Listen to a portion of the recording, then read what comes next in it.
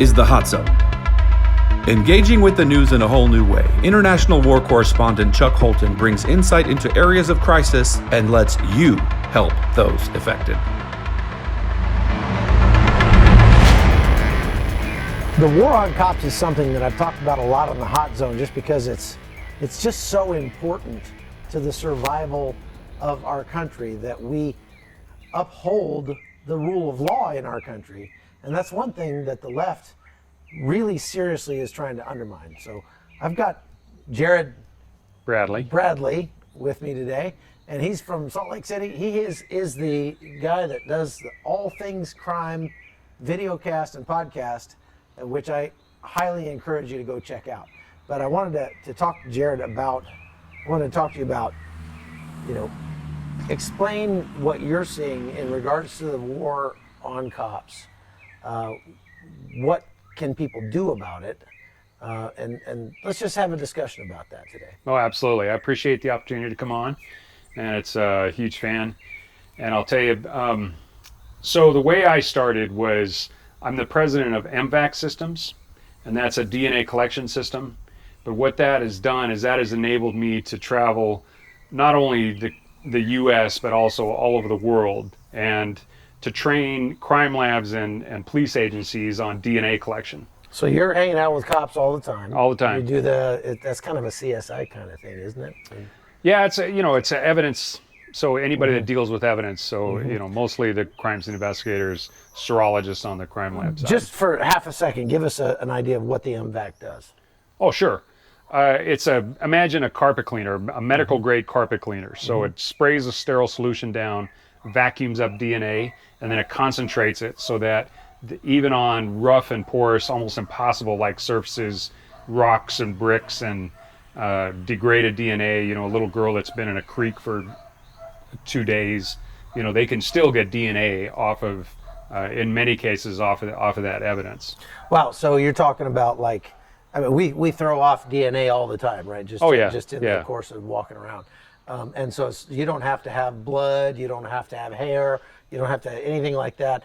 You can just vacuum up an area where the perpetrator has been and find DNA from that guy. Well, first of all, if you can see it, like a blood spatter, a semen stain, saliva, something like that, you don't need the M-Vac.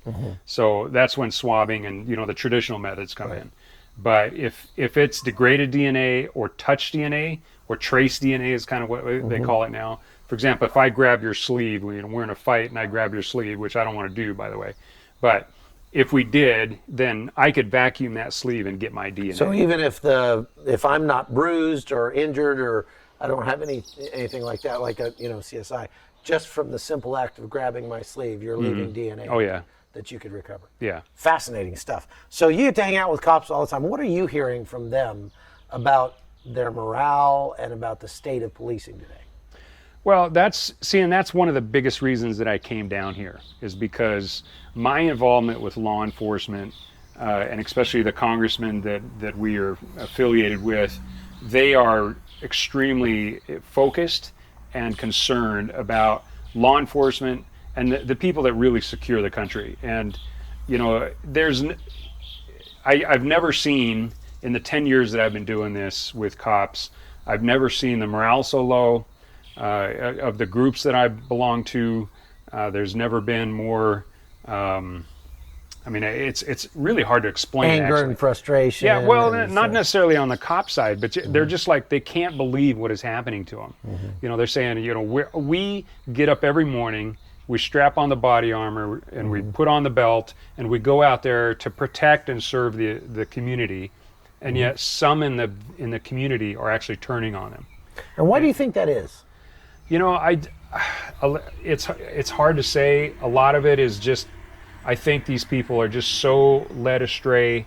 They're just so misinformed as to what police are there for. But we've been talking about the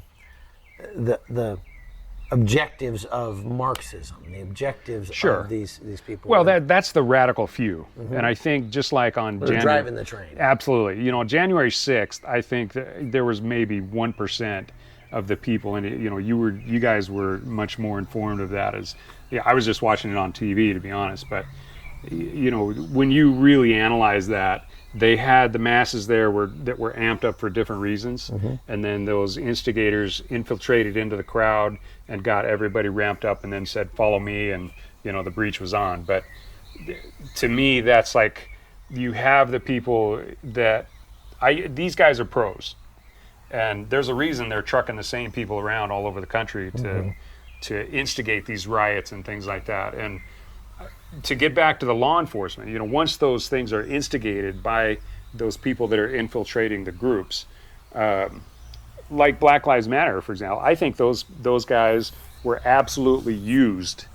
They had, their protests that they wanted, but then those infiltrators got in there and just started riling them up, and then they start attacking the cops. And the biggest problem that I'm seeing is that the politicians are not, and that includes some like chief of police and others, they're not supporting the guys that are on the ground.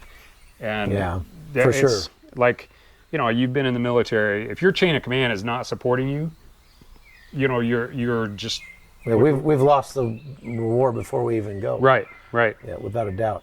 And if the city leaders and law enforcement, police chiefs and things like that are not going to stand behind their guys, then you couldn't expect those guys to continue to do their job, because they know they're just going to get thrown under the bus if they. Right. If they do So I think what we're going to start seeing on a mass scale, not just in the big cities, because you're already seeing that there, and that's why crime is spiking. Like the last thing I saw, the crime in Portland, homicides in Portland was up 800%. How do you think you're kind of in the business of helping cops solve crimes. How do we solve for the fact that these guys, I've been to many of these protests, they all dress alike, they all cover their faces, they're all wearing black, they're all committing felonies, and then how do you catch people like this? Is there anything that can be done if the city leaders were to take the handcuffs off? Could the cops put a stop to this? Oh, absolutely. They could shut it down easily. How would they do it? Well, just initially you just stop the actual protest, and they have the means to do that. I don't think there's any problem with physically shutting it down. I think it's after that. I was talking to an officer who works down in LA, and he was saying that he arrested the same guy for basically a petty burglary. He arrested the exact same guy like 8 times in one day. In one day? In one day. And that's because it's a revolving door. Oh, this is San Francisco? No, it was LA. Oh, in LA. But, okay. the DA in LA and the DA in San Francisco are the same cloth. Those guys, I think that they're George Soros type, sponsored. And so their objective is to essentially eliminate any punishment for any crime. And so, obviously they don't give a crap about anybody, any normal citizen like you and I. And so if we get robbed, oh well. Do you think that they will come back around? Do you think that it almost seems like the strategy is to take away the police, to make it so bad, make crime so bad that people clamor for more government. We need more. We need somebody to put a stop to this, and then bring back in the police, but police under their control. Right, different police. Different police. I think that's the key. Because we've seen it in the military. I mean, the Obama administration made a very intentional, concerted effort to change the military from a primarily conservative organization institution to a very liberal organization institution by instituting transgender everything. I've got soldiers calling me and saying, we spend more time in sensitivity training and learning about LGBTQ issues than we do training for war. And, women in combat. And now it's DEI is the big buzzword. What's that? Diversity, equity and inclusion. Equity and inclusion, yeah. Right, yeah. So they got to do the DEI training, 5 times a month or so, some stupid thing. And didn't Obama get rid of any general that didn't 100% get in lockstep with him? Not just general, but any flag officer at all. So anybody colonel or above that didn't toe the line was out. And you could not get promoted under an Obama military unless you were with the program. And unfortunately, when Obama was voted out and Trump came in, all those generals stayed. So the military continued on that trajectory toward wokeism, which, every step that the military or any other institution for that matter takes towards becoming woke, they're taking a step away from readiness, from tactical, technical efficiency and effectiveness. And so we're hamstringing and neutering our military in the name of being woke. But I see the same kind of thing in many police departments today, which is why I don't, like, if I want to go and find out what's happening in a city, I don't even bother going to the police force, because they're usually so hamstrung. They won't talk to you. Even their public affairs people, whose job it is to talk to the media, will not talk to the media. What I have to do is I have to go to the sheriff's office, because the sheriff is an elected position.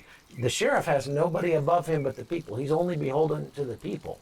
And so the sheriff will almost always talk to you and tell you what's really happening. Well, you got to go to the mid-sized sheriffs, though, because a lot of the sheriffs in the bigger communities, they're as corrupt, and I shouldn't say corrupt, but they're as liberal as like the sheriff, for example, of Tarrant County. It's around Austin, Texas. Right. Yeah, I wouldn't. Tarrant County is Fort Worth, Texas. Yeah. Oh, okay. Well, that area right there. Sure. Yeah, that whole metroplex. Yeah. Dallas sheriff is as worthless as any sheriff ever got. So if you go to the mid-sized sheriff's departments, right, you go to all the satellite cities around Dallas, and those guys will tell you what's really going on. Yeah. The sad thing is, not only is our country's readiness failing, not only is our military becoming less effective as a fighting force, and there are a lot of, look, I get a lot of flack for that. I'm a intensely patriotic person, and I'm so patriotic that I have no problem calling a spade when it comes to the military doing things that are stupid. And this is something that is definitely stupid. And I've been in the war zone with American troops and literally had them being more worried about ridiculous social experimentation than about winning the war. So again, the same thing that has been happening for a long time in the military, I think we see happening in the police force now. Exactly, and it's happening even on the smaller departments. I was talking to an officer who, I think he's been about a 12-year veteran, with the police force. He's done everything from patrol to SWAT, and he said even in his small community, there are activists trying to get rid of any kind of quote quote military equipment. So they have an armored vehicle, and it's exclusively for major breaches, like a drug house or something. And he said it wasn't a year ago that they actually had to hit a crack house with that vehicle, and the immediate fire that they took, he said at least 2, if not 3 of the officers would be dead if they had not had that armored vehicle. And yet they're trying to get rid of flak body armor. Body armor, for example. It's ridiculous. It's serious. It's ridiculous. It's insane, because what that'll do is it will make the police so vulnerable that they'll never be able to commit any kind of an offensive and proactive crime. No, these are our best and brightest. They will leave. They will just leave. Oh, they are. They're already leaving in droves. And nobody wants to live in a place where the police cannot maintain the rule of law. Once you break down security, just like once you break down security of the country, then you're exposed to pretty much anybody. So then even a moderate threat can alter the way that you make decisions. And if the citizens are not protected, then they have a couple of options. When the bad guys come, and they always come, then they have a couple options. They can either succumb and give away whatever it is they have, or they have to rise up and fight. Well, if they rise up and fight, that's just when you've already seen it. Whenever there's any kind of actual resistance from the citizens, then they say, "Oh, it's guns." Then they're able to target those pet projects that they have, like take away people's Second Amendment rights. I've said that for a long time, that the liberals, idea of making you safer is to make everybody more vulnerable. The conservatives' idea of making people safer is to make everybody more powerful. And ask yourself just that question. Do I want to be more vulnerable? Or do I want to be more powerful to affect my own protection and the protection of my family? So that's really what it comes down to. Well, I appreciate the work that you do for our police and making their jobs easier, helping people solve crimes. And so keep up the good work, Jared. Hey, appreciate it, man. All right. We'll have you. It's been an honor. All right. Go check out the All Things Crime podcast. He's got some pretty interesting stuff on there, and share that and like it as well. We'll see you. I'm Chuck Holton. The Hot Zone is produced by Amy Holton and Livefire Media. Copyright 2021.